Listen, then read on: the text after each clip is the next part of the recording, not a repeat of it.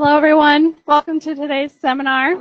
I am Beth Moshesky, Senior Scientific Specialist at the Illinois Sustainable Technology Center, which is part of the Prairie Research Institute at the University of Illinois.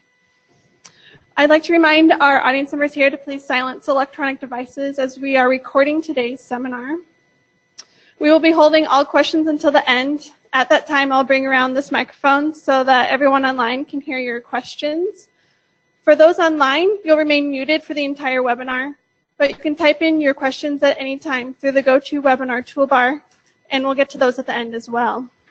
So with that, I'm very pleased to welcome today's speaker, Amar Anumakonda.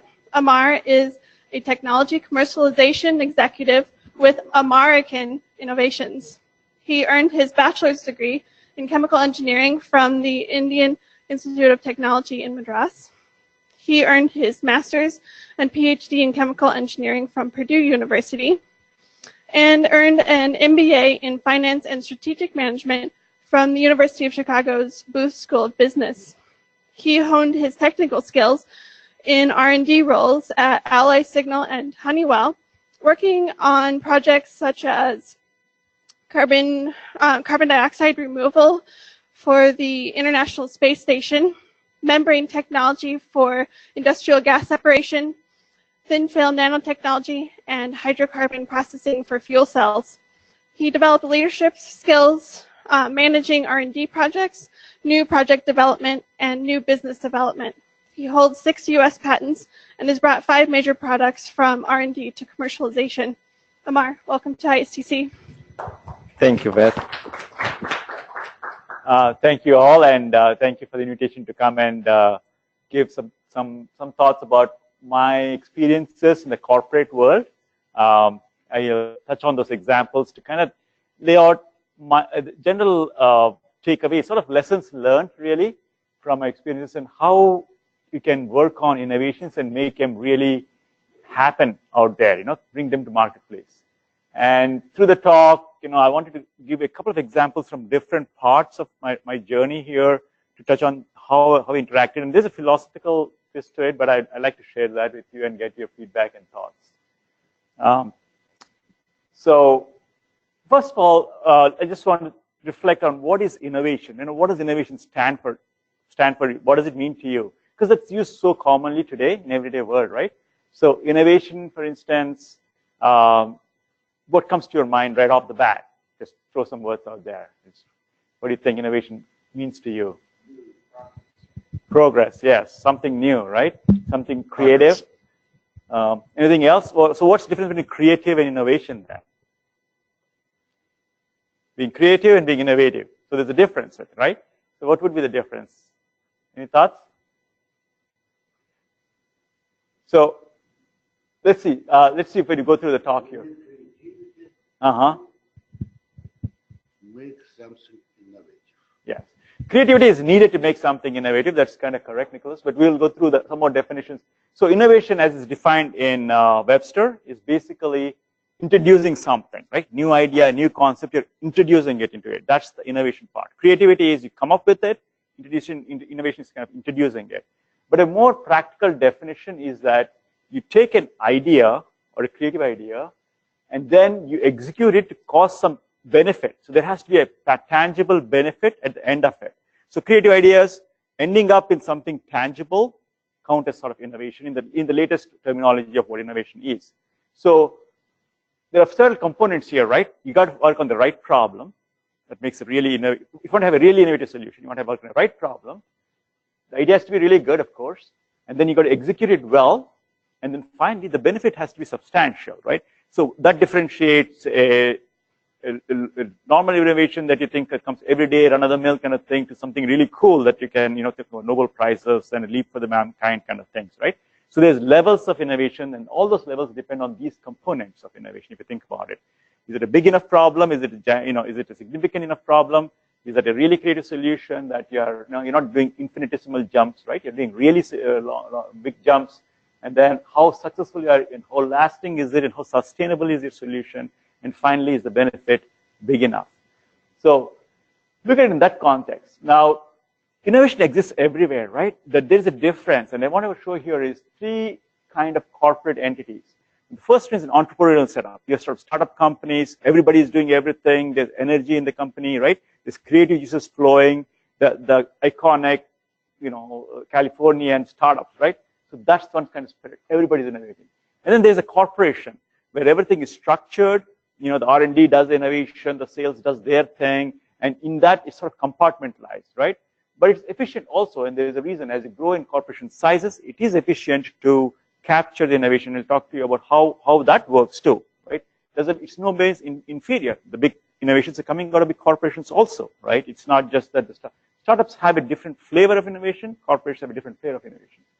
And then there's the third thing, the consulting firms, right? These guys, think of them as coming outside the box, right? They come into the company, they come into a new problem, they look at things new. So they come up with new ways of looking things. So it's a little different take compared to the first one, which is sort of a passion and trying to do something. The corporate structured and rigid, but sort of measuring yourself. And then the consulting guys who are like out of the box thinking, they got to have both elements of creativity as well as ordered structure, but they bring a different flavor. So these are the three kinds of things that are out there, and I've seen all of these, and we talk about how that sort of reflected in course of our examples. So in the commercial world, as in academic world and technical world, there are several steps that are critical in taking the idea from ideation all the way to real success, to go through all the 4 steps, right?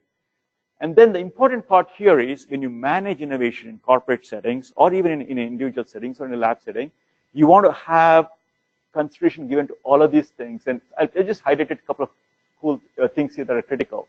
So think of a corporate structure, right? You want to make sure that you incentivize and kind of encourage the culture, right? It doesn't just mean that you give an award or anything.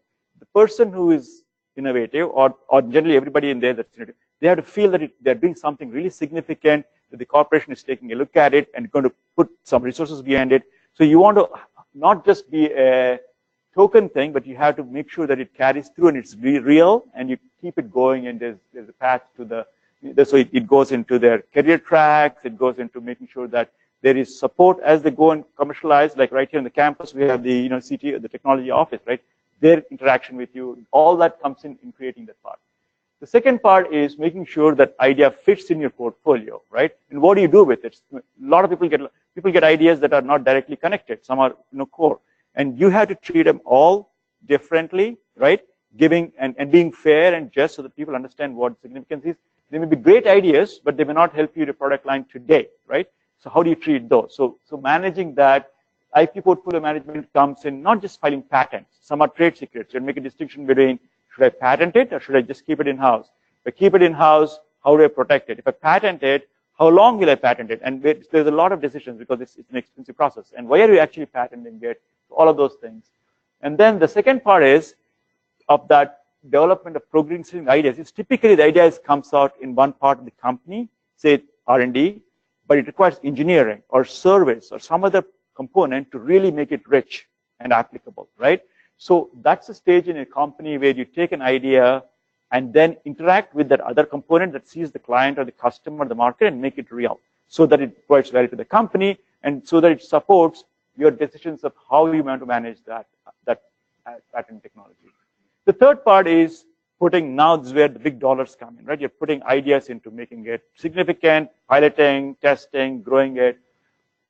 And so when you, at this stage of the game in corporates, you not only have to consider investing today, but investing in the long run, right? What is the path to it? How much funding do we need down the line, and can we actually support it?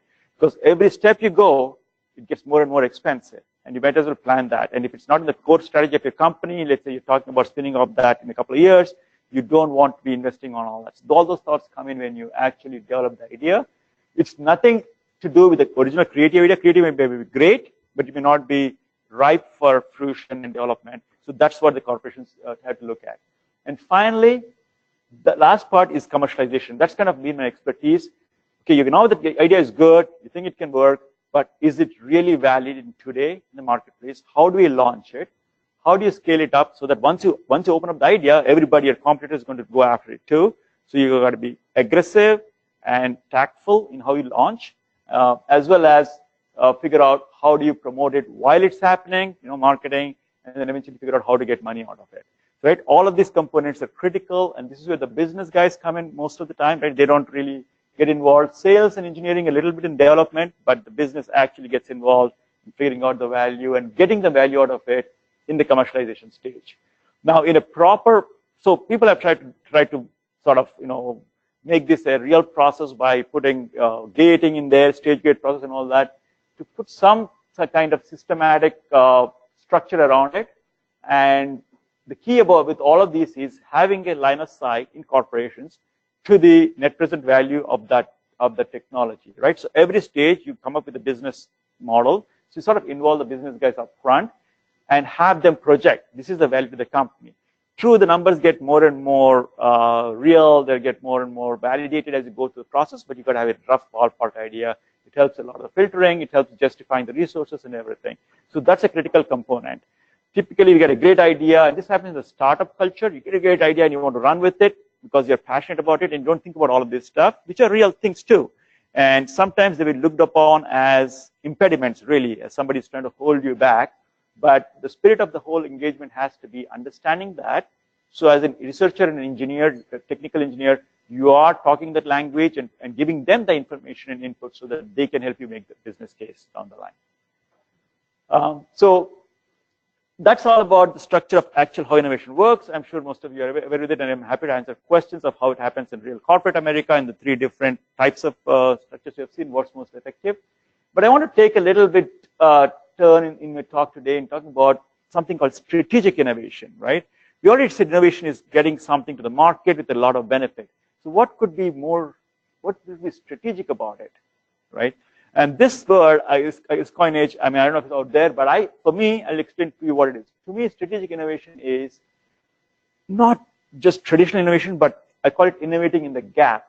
So I have seen in my research life and in my technical and professional life that a lot of breakthroughs that are significant, not as an idea, but as a commercial success, happen because of collaboration, right? It isn't a core in a single department. It's almost always happen because you are straddling 2 different functionalities, 2 different target markets, 2 different segments, in fact, and you'll see that as it happens. So we'll start with different examples and show you how this valuable insight is that when there is innovation, and it may be cool things that happen in your own concept, in your own field, but they get richer and much more amenable to scale up and launch if they are cross-sector and cross segments. So I'll talk about 4 examples specifically. The first one is in R&D setting. Second one is about introducing new products and new technology. The third one is actually a different business way of doing things. The technology and the idea is not as important as how do you launch it in the market. And in the new world, now they're talking about like the Googles of the world where they base ad revenue after you get so many clicks. So those are all traditional business processes, innovations, right? But I'll talk about a different twist to that I've done and have experienced, and I'll talk about it.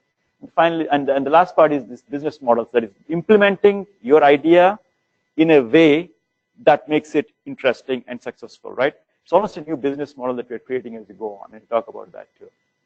Different examples. The first one is, I want to go back to my R&D days when I was doing my research at Purdue and talk about that problem and relate that to how it talks to strategic innovation. So my research was on nanotechnology. So the work was trying to form nano-size particles. So we started with gold, silver, aluminum, and all these metals.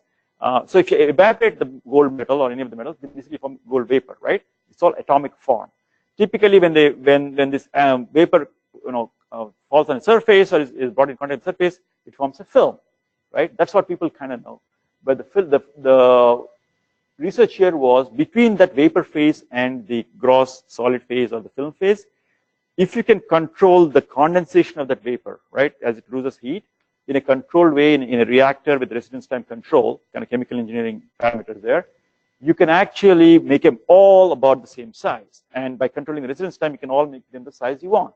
So now we're going to the nano regions. A gold angstrom is about 5 angstroms. A gold atom is about 5 angstroms. But if you get about 100 of them together, you get instead of a 50 angstrom, or maybe across 25 to 50 angstrom distribution in the particle range, right? So if you can control that in a gas phase with, and you did this with like inert gases, so there is no oxidation and so on, we could make this cluster. So that was pretty cool. And what's interesting about these clusters is they're neither metal nor atoms. They don't have the properties of the individual atoms, but don't have metallic. For example, they don't have the luster, they don't have the color, they don't have a continuous conduction band.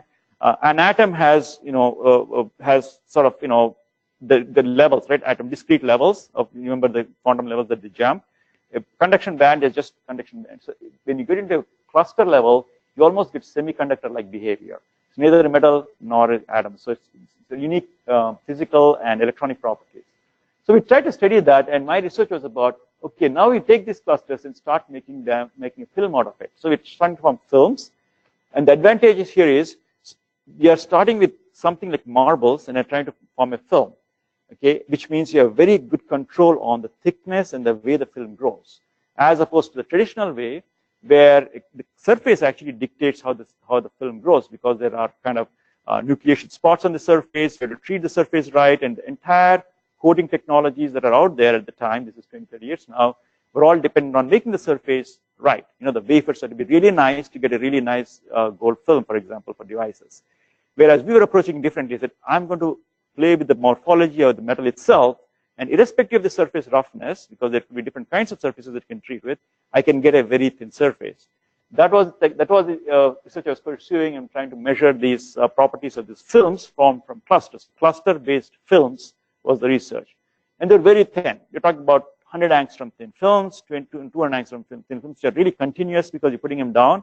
Whereas if you go to atomic films, atomic deposited films, you got to be almost 1,000 angstroms before you actually get continuity. So anyway, that was the thing. Now the challenge there was, how do you know what you deposit? How do you know the thickness of the film you deposited? We knew in one way, we knew the rate of deposition. We knew how fast you're putting it down, so you can calculate theoretically how much you put down. But it'd be nice to know what you put down, because what you're trying to prove there is that it's uniform, right? It's not nucleating into one big ball and then spinning off. So we had surface techniques, surface STMs, scanning microscopes, which can look at the surface, but nothing really goes across, right? And so that's kind of where I was struggling with figuring out, okay, I can do profilometry, but they were not really accurate to that kind of depths. The industry had not evolved. There were no instrumentation. And the breakthrough came in what I'm showing here is a cross-sectional TEM, right? Cross-sectional transmission electron microscopy. So transmission electron microscopy can see very, very small things, but you got to look at it, edgewise. And this happened at Purdue when I was working, and hit upon, I heard a seminar actually in biological sciences, right? These guys are talking about putting like small molecules, microbes and all in epoxy, and then curing the epoxy and then sectioning it. So I ended up, as a part of this whole research, putting these thin films on very thin plastics and putting that in epoxy, curing it, and then slicing it. So to me, if I sat down in my own world of nanotechnology and looked at techniques, there were no techniques. I had to invent them, and I was trying to make sense out of all of that.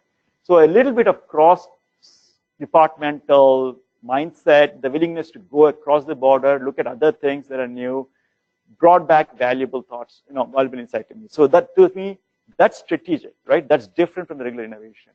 And there is, of course, later on, there are 3D optical microscopes, there are tilting and the sectioning and all that in situ, but that was the start of the technology. So when you're in the cutting edge of stuff, look for breakthroughs by opening up your mind to be more diverse, right? Almost things that are completely that you wouldn't do. Politics, economics, those guys give you ideas of where things can go, for example, in the arts. So now I'm moving to the innovation in the R&D sector. So this is now a corporation right now, and you're talking about inventing things there and how does things happen. And here, I just a little bit of a chemistry background. I work with the fuels area, and fuels typically transport fuels or hydrocarbon fuels, only hydrogen, carbon in them. The bigger chains, the longer chains of the longer you get in the carbon chain, the more the potency of that fuel, right? So decane is 10. Typically, diesel is about 18. I mean, this is a cut because diesel comes from a fractionation column. Typically, from C10 to C20 is a diesel cut. They call it middle distillates. And jet fuel and all is on the. I just want to point out is on the lower end of that, right? So the peak is about C14, but in that range you get jet. So a diesel Typically, a refinery makes diesel and tries to put as much jet into the diesel pool because diesel is more marketable. It's got much more value than jet. And so most of it is pushed into the middle distillates. But if you want to make jet fuel, that's where you operate. You take a cut on your refinery spread. Now, this is very relevant because when we are trying to make biofuels, we're starting with triglyceride and oils, and they typically have about 18 carbon lengths on them. This is a triglyceride oil that's a starting point. It's got the 18 carbons, and then it's got the carboxyl groups, and along with the hydrocarbons in there. So the process of making biodiesel then was to basically heat it with methanol, so that you separate out the oxygens as much as possible in your glycerol, and then you get this long 18 carbon chain. You basically conserve this chain, 18 carbons of length, but you do have an oxygen embedded in the chain. That's your typical biodiesel molecule, right? So that's how you're starting with a diesel, fairly good carbon chain length. You kind of slice the edges and you make this biodiesel. It works because it's predominantly hydrocarbons, and then there's oxygen enough to help it with oxygenation. Now, petroleum diesel, just as a comparison, you see there's no oxygen. It's got the same 18 carbons, but no oxygen. And this is a big difference between biodiesel and green diesel. So Honeywell, UOP Honeywell, where I was working, basically said, we have a different way of taking off this oxygen from this triglyceride. We do that by heating it with oxygen, with hydrogen, right? Hydrogen, you can go and take out the oxygen, and then you can take out some carbon, CO2. So their technology basically said, use hydrogen. This is basically, hydro reformation. You take it to the hydrolysis, separate out the CO2, separate out the water, and then you get this basically a petroleum-like thing. No oxygen there because all carbons, and you get this diesel. And their entire focus was to get diesel because you're starting with the C18. You very mildly hit it with this hydrogen, the right catalyst, so you don't lose that carbon chain, and you make diesel. You do get a little bit of naphtha or jet in the middle just because you can be perfectly selective when you're cutting it. And so that's what they called as a jet. This was the business, this was the technology that they had, and they said, Amar, come in as, I actually went in as a business guy. This was after my MBA. Business guy, in technical industries, try to market green diesel, right? The superiority was that it's pure hydrocarbon, it's got better properties, it can be mixed at any amount with the petroleum diesel, so it's a better diesel. That was what we were trying to sell it as. I looked at this, and now talk about, this is nothing about across the departments, right? We know the market wanted diesel, right? But there's a competition to diesel, which is biodiesel. True, ours is a superior diesel, but the cost of building a big refinery and putting it hydrogen is pretty expensive. So the green diesel was very expensive. So I was trying to fight a market which was saying, hey, there's an easy way to make biodiesel. It's only 5%. The legislation allows it. I'm going for that cheaper stuff. I really don't want to pay this expensive green diesel unless it's a huge refinery willing to make big investments. So we were all struggling with that. Then I said, what is this jet stuff? See, there is no equivalent of biojet, right? The reason is nobody wants to risk putting oxygenated fuel up in the plains, right? Where they're used for traditionally, or everything is built for pure hydrocarbons. So they will not allow, biodiesel was not allowed in the jet pool.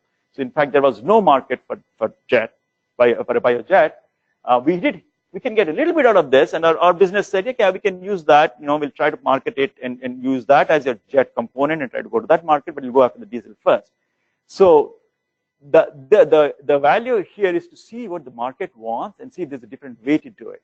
So what I ended up, and that drives your innovation. So in this, because of my technical mindset, I ended up saying, why can't we slice that properly? The C18s that you're coming with, right, as you're hitting it, can you find a better catalyst to slice it like we want so you get majority jet? So in this technology here, there is isomerization and hydrocracking happening right in the middle of the process. So you end up with a predominantly jet, right? And sort of if you do it right, of course, you get the C18 breaking the C12 and C6. You get some gasoline kind of naphtha cut, which is potentially sellable as green propane, and you get jet. Now, that's a step, a non-intuitive step, because every chemical engineering reaction tries to conserve efficiency and yield and don't want to lose it to something that can be, erratic. And you are actually introducing an erratic behavior right in the middle of an ordered system here, right? Counterintuitive. But what it creates for you, remember that value in the benefit in the market as the end goal, it heightened the value of the whole thing because the end product was unique. Unique in that sense that there was no competition to it, and this was one of the few early technologies that came in. Honeywell had got the patent to it, and so the Honeywell Green Jet became the big seller for Honeywell. In fact, it got Department of Defense interested, it got all the other markets interested, and refineries were now looking at saying, oh my God, I can make this jet fuel, I don't have to compete with biodiesel, and then I can also switch it, turn this off in the middle, turn this reaction off, and you can actually have the original reaction, right, back to make diesel.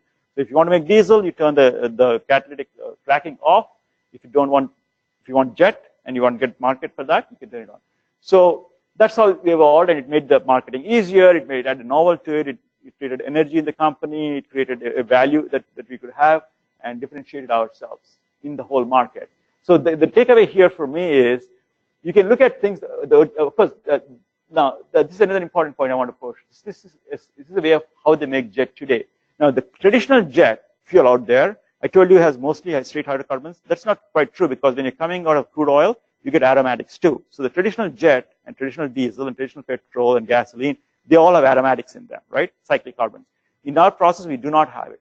So the real way to make real jet fuel, and some of the people are trying to do this here now, is they try to take the linear chains, go through a lot of technical stuff to try to cycle, basically aromatize and make actual components that look like a real jet fuel, right? So that's another way of going about and doing the whole jet fuel and say, oh, this is actually a 100% match to this jet fuel. But what the marketing savvy was that you really don't have, there is enough of these out there. In fact, they are the bad actors. They cause the smoke and flumes and all that stuff. So if you dilute that with the pristine stuff that are straight chain, you actually elevate the jet fuel's properties and so on. And that's another marketing take on how you presented the facts and made that happen. So for me, that lesson and an example is to show that even though some things appear counterintuitive and the wrong way to do this, and nobody has really done this, and for ages we always maintained yield and never tried to interfere with the order process. Sometimes by doing that, you actually create more value because you're creating something that's new in the marketplace, just because it's not been tried before, right? So don't be afraid to try new things and just stick to the protocols that have been given in the past. Go ahead, Nicholas. In this case, method means what? New catalyst or what? The process? Yeah. The catalyst itself had to be very selective. Typically, the cracking catalysts are indiscriminate in how they crack, right? They just go and, when you put this cracking feature on it, they just go boom, boom, break the chain wherever you want. The selective crack is a very mild selective cracking. So you want to crack it exactly at the 12. We're not talking zeolites or anything. We're talking about traditional catalysts, but they are very mild. They're toned down. They're basically diluted to a certain level and optimized so that you do a very slight cracking at the point you want it, and don't do further cracking. So you can crack it once, but the thing is traveling down your fixed bed. It can crack again and again as it goes through, right? So optimizing the process conditions and optimizing the catalytic activity so that it's very mild cracking is what that innovation was about. But if there's any other questions, I can tell you about it more later. It's in the patents. The other two reactors I'll just briefly touch upon is kind of taking scale backwards. So this was a startup company. Remember the idea about the startup companies? A company called Hyradix, which was a spin-off from UOP, actually, as a joint venture between UOP and Sudchemy. And there were a team of about 12, 15 people. And what we're trying to do is to miniaturize hydrogen. You all know about this hydrogen economy that was coming. And hydrogen plants are huge, naphtha cracking plants. Basically, the idea was to make it almost a unit about the size of a refrigerator. It would be at the back of your house. It would use propane or natural gas, and it almost push button operation, and would give you hydrogen on demand, right? It's a very tall task. And I won't go through the entire story, but eventually you see this one on the right side in the gray box. That's the size we got to, where it's almost like a computer now, but this size, trying to make hydrogen whenever you want it, and using ethanol and all that stuff. And I think the mindset on this is traditionally R&D in corporate, especially in Honeywell, goes the other way. You invent something in the lab, you make something bigger, make sure it lasts longer, you scale it up, build pilot plants and all that. This is going the other way. You start with a big plant and start coming smaller and smaller. So completely different way of thinking things. Every time you say reactor, we have to think about, do we need this kind of reactor? Do we need this kind of flow? What do we actually need to make it, functional, yet very small and yet safe, right? So we went up with autothermal reforming. In this particular technology, it wasn't quite the steam reforming that happens in big hydrogen plants. But all of that is, it was a beautiful experiment in rethinking every step of a refinery, because again, traditionally we grow into this big refinery because of scale, because of economics, and we rethought the entire thing in coming up with this unit. The unit on the technical side was very successful. I want to say we actually were able to make it at a very good price point and all. But what do you do with the hydrogen? The whole point of this market was you make hydrogen, and then you'll have a fuel cell to go with it, right? So you could have this clean power. But the fuel cell technology did not, I mean, it was there, but it didn't come down in cost enough to make it economical as a package. So we were kind of left depending on this other technology to be better. Eventually, with the hydraulics, as it started to wind down, tried to sell hydrogen for the hydrogen economy, they built a hydrogen refueling station, I think, at California. Then they built a couple of plants, small plants in glass, in some specific industries where they could use on-demand hydrogen. It was cheaper to get that than the pipeline hydrogen. This other example I want to just touch on, it's a lot of detail here about bioreactors, is some of the big corporation advantages are the corporation has so many plants and locations and activities that you can actually try your technology within the corporate, right? And you don't really expose it to the market. And you kind of get two things. You get the support, you get internal funding, you get internal stakeholders. So this is a bioreactor that was invented as part of our bio stuff in UOP, but was implemented in the Honeywell plant in New Jersey, right? Hopewell plant. So in other words, there are levers that you can use as you go through that scale of commercialization and market testing if you are part of the big organization. Now, if you're not part of a big organization, how do you do it, right? This is where the collaborative stuff comes in, bridging, actually trying to find partners that from both, it works for both, it's an advantage for both the big corporation to get new technologies and implement it in-house so that they become sort of the white knight or the best suitor. For the small company, it's an advantage to put the technologies in, not quite in the public eye, but get the full support to launch it. So those are exit bioreactors that we did. The next part of the presentation is kind of more on the business side of things, right? We talked about technology a lot, right, so far. I want to explain to you that innovation in a real companies also is, in fact, probably more important in the sense of making dollars and cents for the company than it is in the business side. And here I want to talk about a little thing called engineering change order process. So the background on this is I work for a company called Danaher's company called Videojet. They are basically, they worship Toyota. Toyota is like the gold standard, platinum standard on extremely efficient manufacturing, right? The Toyota production system says just in time, a billion things are happening, a lot of things are coming in, no inventory, everything happens like a clockwork and everything runs extremely efficiently, right? So they embrace this system, assume that they got this right in the manufacturing process of making printers or laser jets and so on, industrial level printers, but they had this extremely efficient manufacturing process. The system is running and they're spinning out the technology, and in this case, Toyota is coming out. In our case, we're making printers. But there are going to be mistakes. There are going to be things that you do in a design and implementation that you find a problem in the market. So what happens if there's a problem in the market, a recall or some kind of defect in the market? The challenge is when you basically initiate what's called engineering change order. You change something in the engineering side to make sure it works. You solve the problem and implement it in the manufacturing process. Sounds good and dandy, but what do you do when the process is running as efficiently as this? It's running so smoothly, and it's not just the process, it's the people too, right? Every department knows exactly what it's got to do, knows how it's measured, how it will be rewarded. The entire structure of the company is geared towards doing what you do very well. Now you throw in an extra thing saying, hey, you're doing what you're doing, but there's a change coming. You've got to incorporate the change. And there is a cultural shift to make that happen. And that was the challenge here. So you have this big process of how you want to make a change and implement it in different parts of a process. So what I came up with in that particular situation is what I call a fast track process, right? It has to be fast because if you don't do engineering this change fast, what you're spinning out the back end is all bad stuff, defective stuff that's going out of the market, right? You have to catch up with it. But you have to catch up without really disrupting the organization too much, but you got to bring in this change. You see the difference? You're writing on a very efficient process. You're trying to bring in a different process of injecting something in, but you have to do it so that from a culture standpoint, from an incentive standpoint, from a workflow, from everybody doing the same thing, or everybody, you get buy-in. And as an example, I'm showing you that this, for example, think of this, and it's not very clear on the slides here a little bit because of the text here, but there are several steps to actual manufacturing, right? You design something, you procure the parts, you build some components, you assemble them, you QA them, and you send it out the door. That's a typical manufacturing process. A typical EC change order process is you find the defect, you find a solution, you test it in R&D, you put it in engineering, then you go to procurement to make sure that sometimes a component guy has to make a change there. You make sure they make the change correctly. There's all kinds of R&D activity going on. At the same time, you got to be touching all these parts, the engineering part and the actual manufacturing part, because you want to see if it actually works out on the field, right? So you have this parallel process going on. So two challenges. Number one, you got to make this process work efficiently and fast because you want to catch the problem there.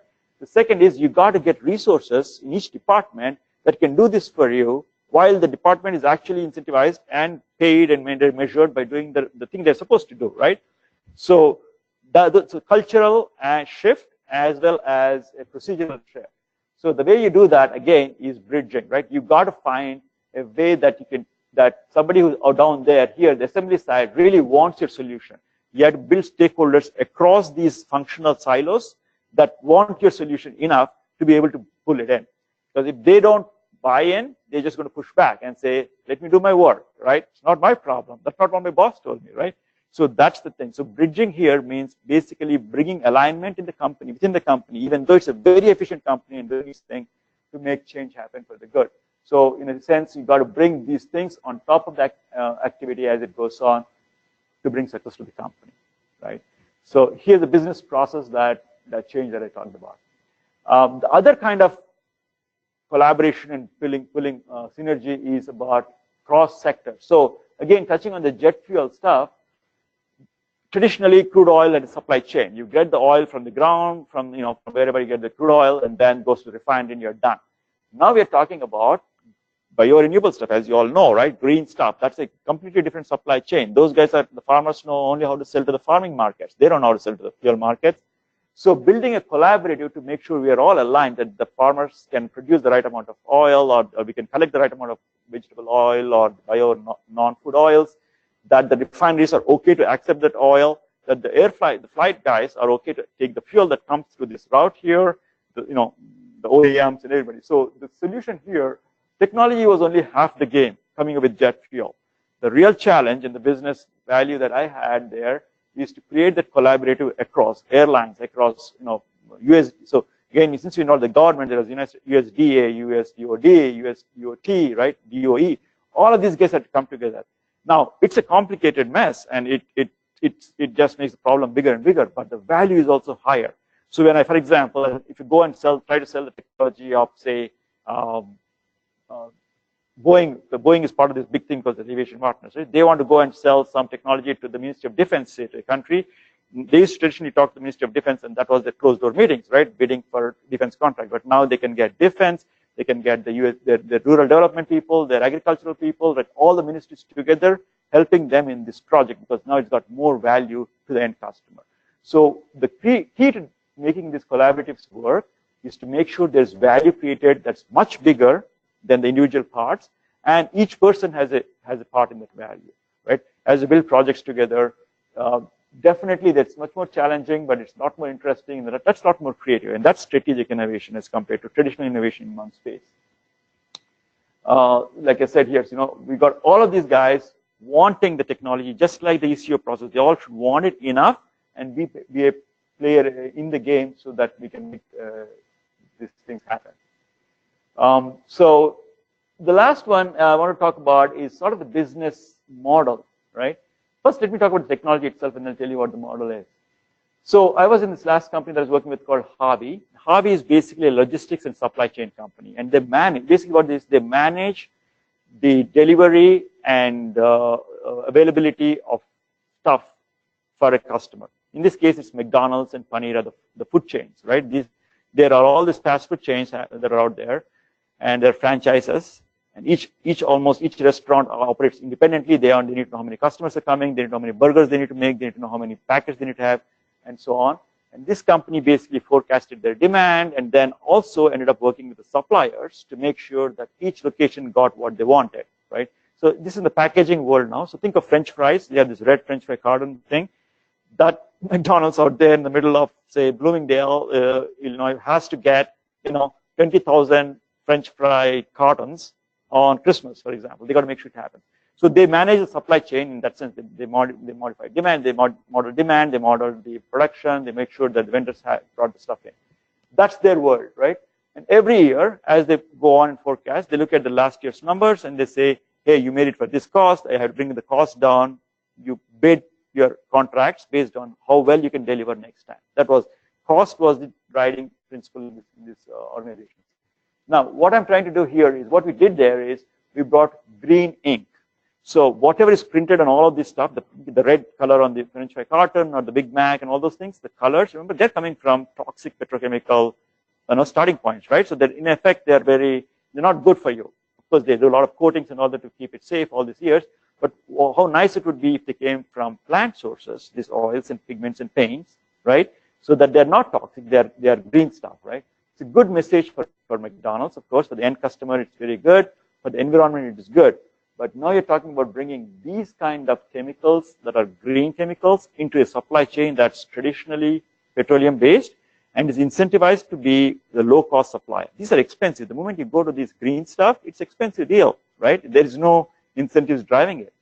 How do you make this happen, right? Similarly, another example is there's a huge supply chain of how paper gets put into a package, right? Really in a tree, you think that a tree is going, only the nice trunk goes into making the nice pristine paper and packaging here that you see on the right side. Most of it is wasted as trash, as slash, and so on. But so in this, we wanted to introduce this sustainable packaging, which is basically recycled, corrugated, what we call is molded pulp. It's low-grade paper, but low-grade wood that's basically pulped into paper like things. The world basically knows it as like egg cartons, right? You think of the egg carton packaging, they're brown, coarse stuff that comes from the second degree, basically wasted paper. We wanted to bring that into the actual supply chain so that the Big Mac that you get is actually made from that rather than from pristine white wood, right? That's sustainability and that's green stuff. How do you make this happen? Again, big cost in collecting the trash and processing it. So the business model change here is we had the ability to buy all these products, the vendor's ability, right? Typically, industry is structured so that one part of the industry does its own thing. The company produces this packaging, company buys packaging, and they're done with it. In this company that I was with Harvey, it had this unique position of being an agent for the McDonald's, speaking the customer's voice, being able to contract all of this stuff with the vendors, so being a purchaser in that sense, and being able to forecast demand and all that, so it's responsible for what's going to happen, right? And in that role, it also was a champion for new innovation and all that stuff. So I was in that role. I was brought into this game, although my field was in energy and chemicals. I came in because I saw an opportunity here where you can bring change through the supply chain power of this company, right? So what we ended up doing is we found a technology. Again, it's not technology. There is no R&D in the company, right? The company does numbers and digits and forecasting. So I found a technology out there because actually in overseas we found a small startup company who found a cool way to make green colored pigments from plants, but they're so small they could never scale. It's practically they will not make the scale. Whereas our customer, and so McDonald's wants to say I'm green, it has to be green entire across the globe. It can't be just in Birmingham, New Hampshire, or whatever. So we had to scale it up. And now the traditional guys had no technology; they were all just doing the whole thing. So the way we did this is we said, in a sense, we said, you conventional guys who supplied us all this packaging with print, you have to go and get that technology, right? I'm not saying you should, but I want you to evaluate that. And there are like 5 or 6 players in there. I said, whoever is first implementing that technology will be my preferred purchaser, right? Preferred vendor, so I can go incorporate this. Now, this is just the value that I brought in, I guess, is knowing the technology, whether it's scalable, right? That it's not myth or fact. 2, what does it take for each of the players in supply chain to incentivize them to make? Remember, the whole thing is about bridging the gap. Is about making sure everybody plays and everybody is incentivized and they're motivated. So in this case, Does McDonald's motivate?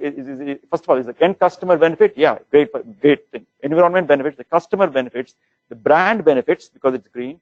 We benefit because we are the agencies who do it, right? The technology developer benefits because his technology is being licensed and is going to become a millionaire overnight. He is going to benefit. The guy who's going to not benefit maybe is the guy who's implementing it. The supplier of these things who has to basically throw out his whole inventory and switch to this expensive stuff, right? How do you make sure that guy plays and the whole thing is successful? Now, one way is the carrot and the stick. The stick is to say, either do it or I'm going to go to the other guy, right? The carrot is to say, if you do it, here's the advantage for you. The advantage was then, since you're the one doing it, we'll give you some kind of advantage in maybe a multiple year contract, whereas every year there's a contract every year annually.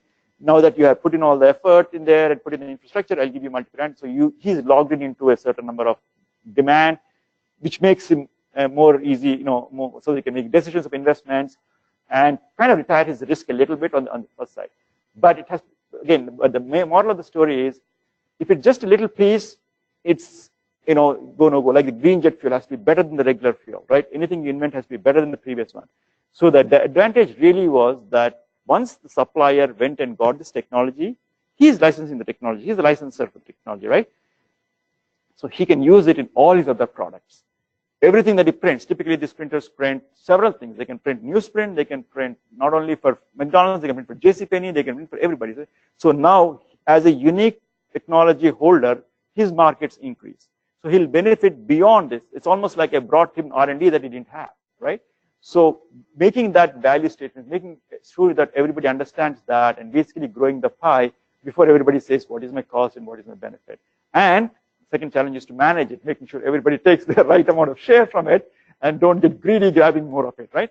So this discipline is what I think I enjoy doing, and this was very successful. It's a different market than energy, but it was interesting nevertheless.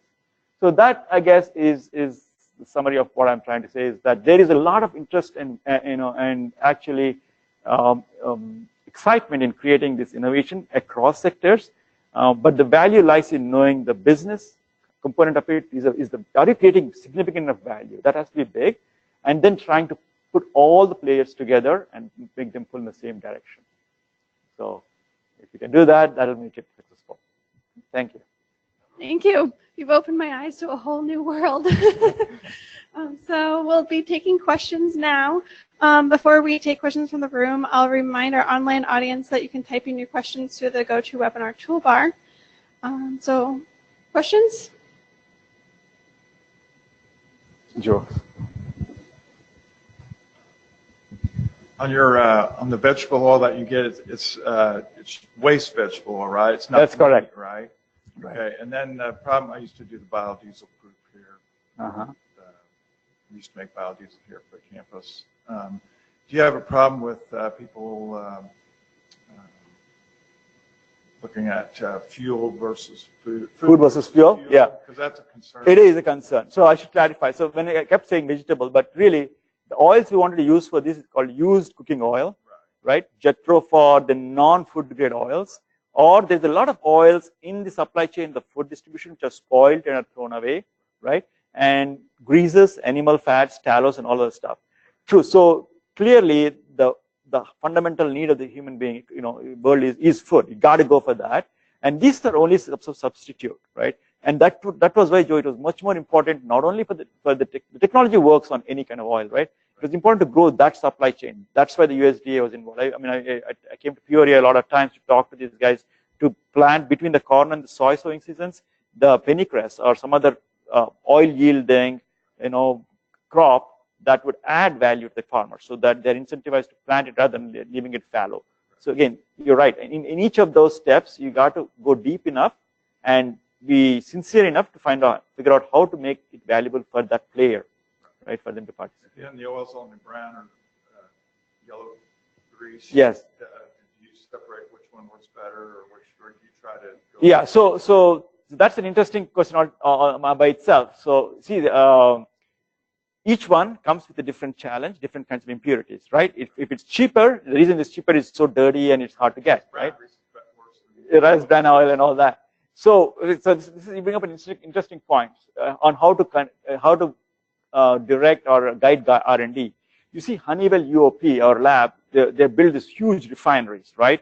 And all the R&D scientists and the great top-level, world-level scientists, they go and work on catalysts to make that efficiency just the yield a little bit better. If you improve the yield by 0.01% on the catalyst, that huge refinery is going to spew out 10 million gallons more every day, and that's $10 million per year, right? I had to go to these R&D teams and say, we don't want efficiency improvement on this catalyst. That question that Nicholas was asking. That's fine, it's working. I want you to work on these oils to make them useful for this.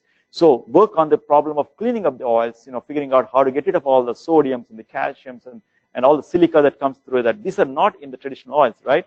Completely different problem. And not something that the traditional catalytic, chemist is used to, but yet much more interesting to the market. So each value, to your point, every oil we almost put down to what is the market value, but what is the actual value when you clean it up and make it, amenable for use for fuel oil, for the fuels. So it's a different value by the time you clean it up. Sometimes they start cheap, but they get so expensive cleaning, they may stack up to be high. What's the inertia when people are saying you're using waste oil for jet fuel? Doesn't that raise some eyebrows? Then you're using virgin oil because they can't get over the inertia that you're making jet fuel out of waste. Yeah. I don't know if I want to fly on that plane because it's out of waste. What's the quality control? Yeah. I mean, there was a lot of this thing about from the industry, which was, airline industry is one of the most conservative, and they should be because they take 20 years to put a thing on the plane up in the air. So building a collaborator was important. Being at Honeywell was important because Honeywell made components. They actually made what they call the APU. So you have a big plane, you got the big engines that lift the plane, but there's a smaller smaller engine. Actually, same as jet engine, like it's smaller, but it's typically on the fin, on the tail fin, and that runs the electrical systems. And if the big engines were to fail, it has enough power to land the plane, right? It's called auxiliary power unit, APU. But they're basically small-sized jet engines, and we had small amounts of jet fuel to test. And so we ran those jet engines in the Honeywell facilities, the small engine, for like 10,000 hours, 200,000 or 20,000, whatever the time was required to run the big normal jet to qualify them, to show that this fuel that's coming from whatever source you start is so spanky clean by the time it comes out of these refineries that you have no trace of the starting point, no trace of impurities. So we showed that not only in chemically, but from performance and functionally and all that stuff. It's got to be certified. It takes a long time. Just a certification. And to get the certification, you get all of these guys together, the OEMs, the part component suppliers, the chemists, the labs, everybody together. And we got that certified to be about J20 was what we got certification for. Up to 20% in jet fuel, you can mix this green jet fuel. But the efficiency, selling it to the airlines, it could be the greatest idea ever, but you may have to drag them and drag them to get them to accept it, right? It is. It's the best thing for it. It is the best thing for it. We are actually, there is a movement afoot right now, and I'm involved in that to try to, in Midwest, to try to build a plant, because we built a plant in California, to make the green jet fuel. Because end of the day, it is expensive. It's expensive not because the conversion is any different. It's slightly more expensive on the conversion because you are hitting with catalyst and process. But the starting feed oil isn't as cheap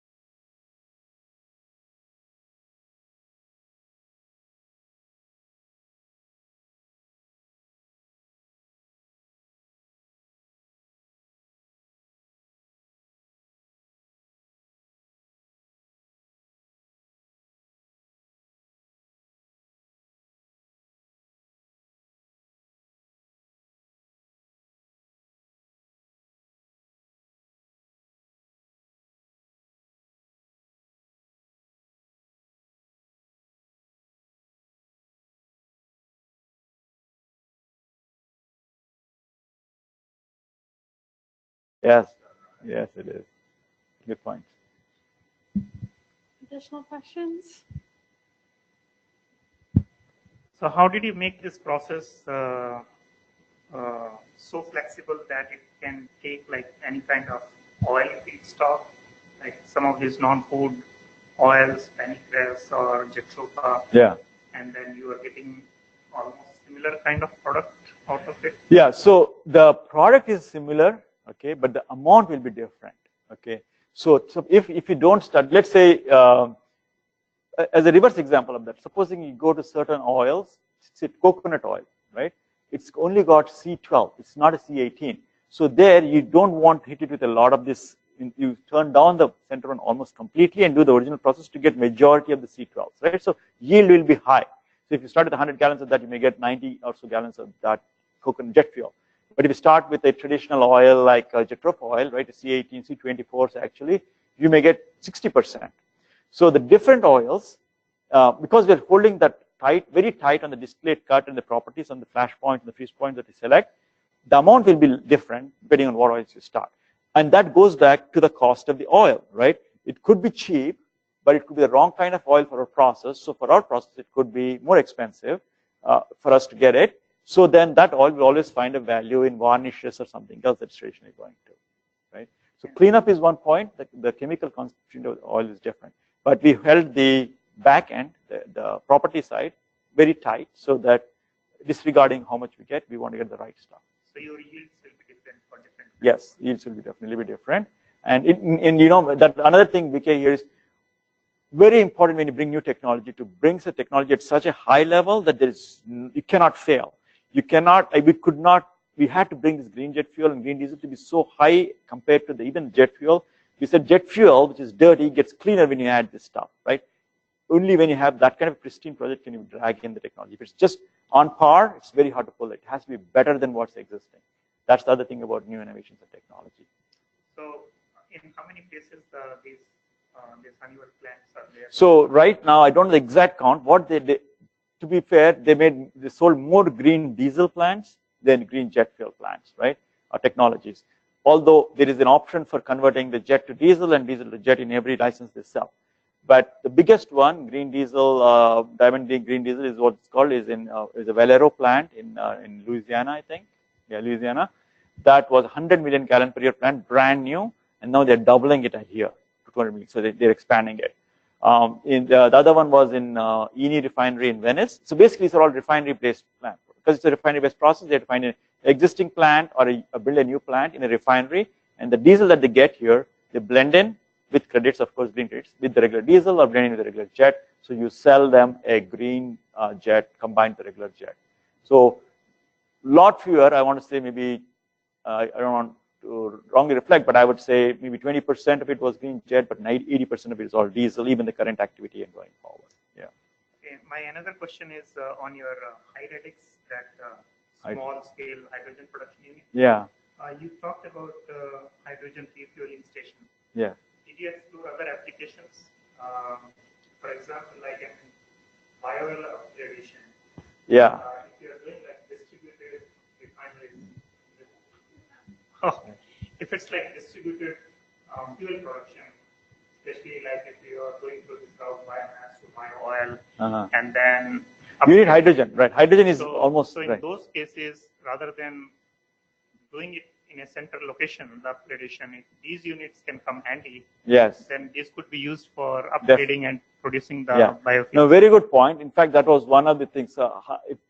When you can use, we found that you could use ethanol, for example, to make so hydrogen. These things could run on propane, LPG, ethanol, then potentially other higher fuels also like diesel and gas, jet fuel. And you could make hydrogen as you want in the remote areas, like along with pyrolysis or whatever, right? Yes, it's technically doable. The question is whether the cost of doing that hydrogen treatment and the end product cost justifies this production, right? Because there is a yield loss and all that when you go to pure hydrogen. You're talking about 99. Is the hydrogen cost comparable to if you will get it from? No, so that the hydrogen cost issue depends on how far you're from the infrastructure. So if you're in close to existing infrastructure, it will never beat your costs, right? But that's why these hydrogen refueling stations work, because they're out there in the middle of nowhere, in highways and all that, far away from your refineries, far away from the regular infrastructure. That's where the cost made sense. Remote locations, of course, there is no hydrogen, so it may make sense.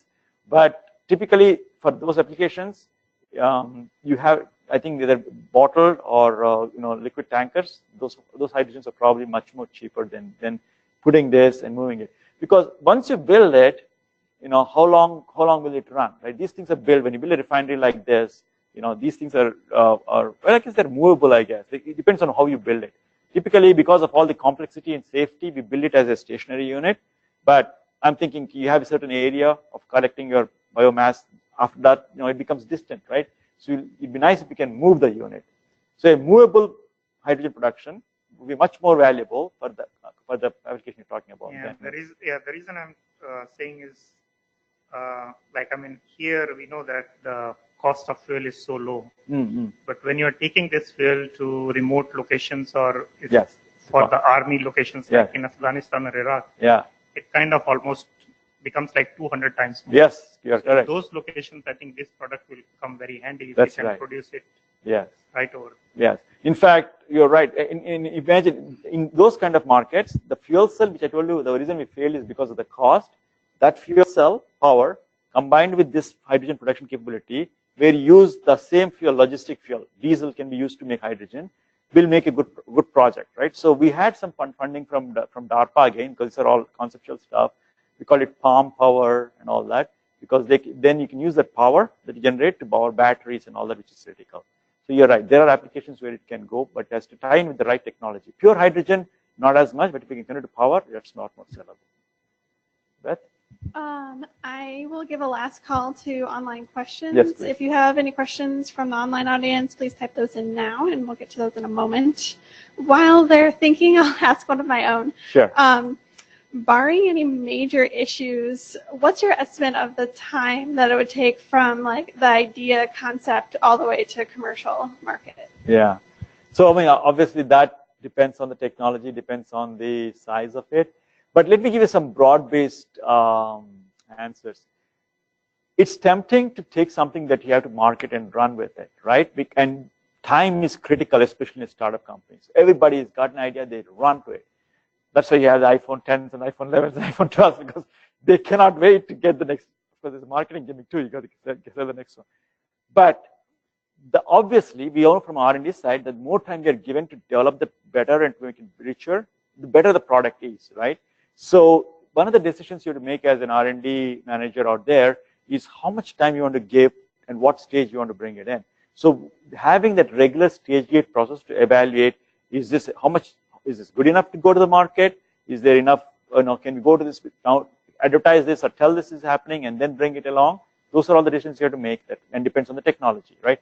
If there's less risk to the brand, if there's less risk to the consumer, and you can bring it alongside, for example, the industrial printers, right? You could bring those online faster and faster. So we would launch a new printer every 6 months, and even if it fails, the capital cost is, we can bring more. But if it's a hydrogen, we want to make sure that thing doesn't explode on you before you get it out there in the back of a house, right? So they had to go through a longer life cycle. That's the first level of answer. So it depends on the product, and you want to make sure that you evaluate risk versus getting to the market. The second is, more patience is always more rewarding. For example, this jet fuel thing is a huge collaborative, right? It took 7 years to make this whole thing run. But the value is, it becomes a much richer and a much exciting project, right? Imagine the concept of, if just made jet fuel and left with it and said, okay, we get a little bit jet fuel, we'll sell it to whoever wanted, and we can kind of go to the market with the diesel and all that. We'd have gone a different route, and would never have created that energy across the sectors of the airlines. Everybody's saying, oh, you make only a little bit, I'm not that interested. Oh, it's going to be expensive, or you're going to focus more on the diesel, and if possible, you want to throw that in the diesel if you can, okay, then I'm not interested, right? So it takes time to build a collaborative. It takes time to bring new things in, but I think the reward is it gets richer. It gets more interesting for you to be working on it, and you'll get new champions. Sometimes from out of the blue, in this case, Boeing was the biggest champion. I mean, they did nothing with they sold the plane and they're done with it. They're nothing with the fuel, right? They never thought about the fuel. The Shells and the BP said about the fuel. But Boeing was one of the biggest, push for this whole collaborative. They organized all the sustainable collaboratives. First one was in Seattle, then we had in Midwest, then in New Zealand and Australia, everywhere. So because they're global players, right? So you bring in new friends, you bring in new sectors, and you make the thing much more exciting. If you can make it bigger, make the pie bigger. So take your time to grow it rather than be eager to launch it. Okay. All right. I think everyone is still mulling over your valuable information. Okay. If they had questions later, Yeah. what do you think about them contacting you? Please, yeah. So a couple of things. I think I showed you in my first slide there. You can, it's amarinnovations.com, amarinnovations.com, or amar. That's my website. You can go and contact me there, or you can send me an email, right? amar.anumakonda@gmail.com. Thank you. What final thoughts will you leave us with? No, I mean, I don't know. I think I want, especially the younger groups coming in, right? You all have seen this. The professors here and the leaders have seen the technology grow, and the challenges they face. And the problem is typically trying to convince the other side, right, to take on your passion and your thing. And I think the lesson there for me is to say, engage with them, grow, show them the vision, spend the time to make that their problem too. And they will bring in, instead of just asking them help for licensing something, give them the scope of how big it can get, and have that visionary thing and build a vision around it, and actually get customer involved. Typically, that's another thing I didn't talk about is in most of my stuff. If you think of jet fuel, Honeywell sold our technology to BP or Shell Oil. That was our customer, right? But best case, that was our customer. But we went from that to the guy who bought the fuel, the United Airlines guy, to the person who actually would pay for that, the ticket people, the people who pay the ticket. So going after the several levels of customers typically makes your customer much more excited and ready to join. So in case of collaborations, you always want not only look at your traditional levels of people you collaborate with, but look at who their customers are and see if you can win them over, and that will bring that together. And the second thing, I guess, takeaway is that, especially for the younger generations, as I talk to this in schools and colleges and all, I'm encouraging them to look at other fields. If you come in as an industrial engineer, you go to industrial engineering department, you graduate with industrial engineering, and you go out, right? But there's a reason you do humanities. There's a reason you go to philosophy lectures and you want to do minors and so on, because not only do you get ideas, but when you are in that forum and you raise a question or something, it's new to that group, right? I had that experience a lot of times when at Purdue too. I used to go to classes in like solid state physics, right? Completely different. And the way you approach devices and how they make devices and all that, and you say, hey, why can't the energy flow this way? Or why don't the electrons always, they talk about electrons flowing from one way to another as you switch voltages. And I said, what about if you raise the voltage and the electrons flow downhill? And they're like, oh my God, I didn't think of it. That's a chemical engineering concept, right? How the energy flows. So you can bring new ideas to those forums and make it mutually interesting. So expand and go across to new areas, even though it seems foreign to us. Art, for example, can bring a lot of stuff into technology. So that would be my recommendation and hope. Thank you. So if you give the idea